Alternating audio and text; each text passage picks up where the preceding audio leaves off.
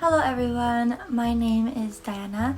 Welcome back to my YouTube channel. So, today we are going to be talking about the Japanese salary. I have been living and working in Japan for about 6 to 7 months now, and I thought, why not show you what a realistic average salary in Japan is really like, and how I manage it. Before moving to Japan, I wish I had a video like this, and if you are interested in moving to Japan, I hope this video helps you. And yeah, this is basically about how I mostly manage my average salary here. I did make a little mind map here about my salary, and this is what I'm gonna use to talk about today. So everything here is very realistic. I refer to my life here. Hopefully this will help you. So let's have a look together. So this is going to show you what having a Japanese salary is really like, and I have probably like the average salary that most people have, I guess, which is 285,000 yen. I wouldn't say that it makes living hard, and it hasn't really stopped me from doing things that I like.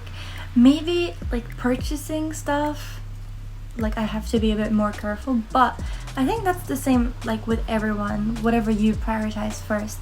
So yeah, it's pretty comfortable to live with for now as a single person, 22-year-old, you know. So let's now see the mandatory deductions from my original salary. 1,710 insurance. Health insurance is 12,740. We have the pension, which is 25,620, and a tax withhold, which is 750. In total, it comes up to 47,570 yen. So these are things that I have to pay, and I think there's a problem currently in Japan about tax and about there being so much tax and everything. So this is a pretty realistic view of what I pay in tax as well. So removing the deductions, this brings it down to 230,000 yen. And now I'm going to show you how I separate this money. So one thing I like to mention is that I was previously working in the UK, and I had the privilege to live at home. So I wasn't paying rent, and I wasn't paying for groceries. So I had the chance to save for my emergency fund. I don't really put anything towards that for now. Okay, and the next one I split it into is my monthly living expenses, which I think everyone is interested in. As you can see, I use 145,500 yen as a living expense, and then from that around 9,000 yen is removed for water, gas, and heating. I think it's important to consider that majority of the time I am at work or I am outside. I don't often stay at home, and I think, of course, as it gets as it gets colder here, I feel like the price is going to go up because of like AC or turning on the fan, right? So yeah, that's it for water, gas, and heating. But let's have a look at the next one, which is rent. And rent I pay is 55,000 yen. I would like to also say that in Japan, the company usually gives you like a little support to help you pay rent. So they give you like a small amount, which my company does, so I believe that's why it's around this price. And then from my rent, I pay around 1,500 yen for my phone contract, which is 10 gigabytes. This is very cheap and not so common. I think the average is around like 2,500 yen. I got my phone contract as a part of a deal or campaign. One more thing that I would like to mention is that in my current apartment, I have not set up Wi-Fi, so any Wi-Fi that I use is the Wi-Fi that I have on my phone, or I just go to the cafe. But moving on to the next part, which is food. I put 42,000 yen per month. I think per week I spend around 4,000 or sometimes 5,000 or a little bit over. I usually always cook at home, so my breakfast, my lunch and my dinner during the weekdays is usually at home. During the weekends, it really depends if I have a plan or not. And again, in Japanese grocery stores, I usually go shopping in the evening because in the evening they put a lot of things on sale. So yeah, that's it for food. Next one I put down is household items, which I spend around 8,000 yen per month.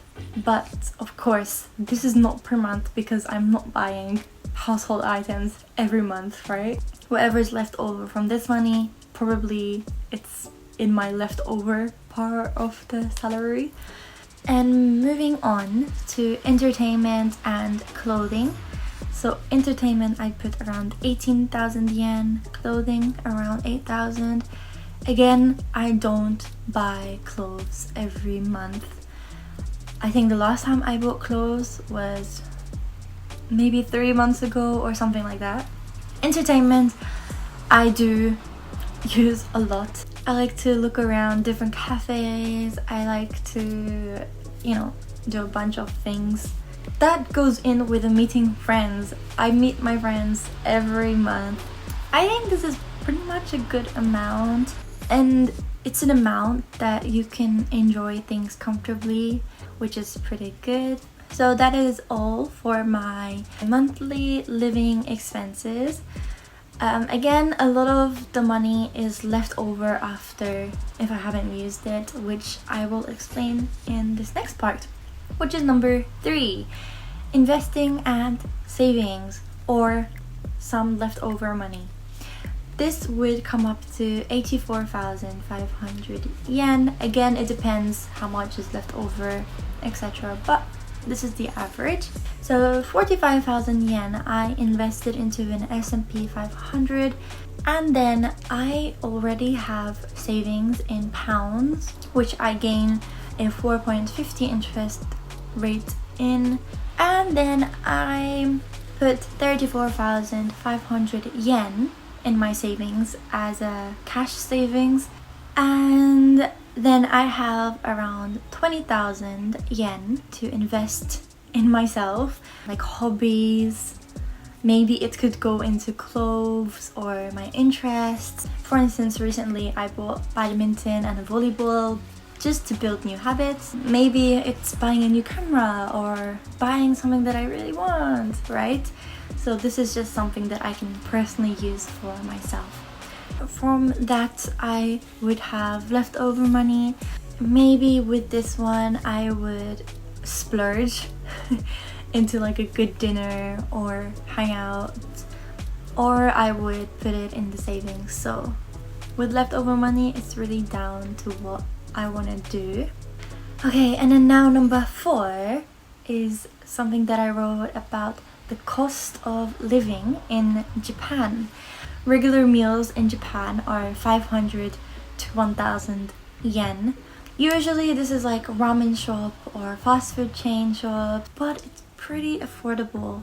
And then the next part is average restaurant, which is around 1,000 to 3,000 yen. I think this much is pretty average for a single person, which again is not so bad and pretty affordable to live with. And like I said, next point is so many products can be purchased at a discounted price shortly before the store is closing. So yeah, majority of the time, like especially the meat that I buy is usually discounted. And the last point, 100 yen shops plus consumption tax, so it's not exactly 100 yen, but it has a lot of things that you will need in your journey here in Japan. So yes, this is pretty much a very detailed insight on how I manage my salary in Japan and how I live in Japan. Of course, everyone has different priorities on where they put their money, but this is pretty much what I do. So they go into 4 categories, which I say: emergency fund, investing savings, monthly costs, and the mandatory deductions. So that will be the end of today's video. Thank you very much for watching. I hope you found it useful and insightful about salary in Japan. If you liked it, please give it a thumbs up, please subscribe, and if you want any more information about living in Japan or you want more detailed parts about the salary, please comment down below. I would be very happy to help, and I will see you in the next video. Thank you. Bye bye.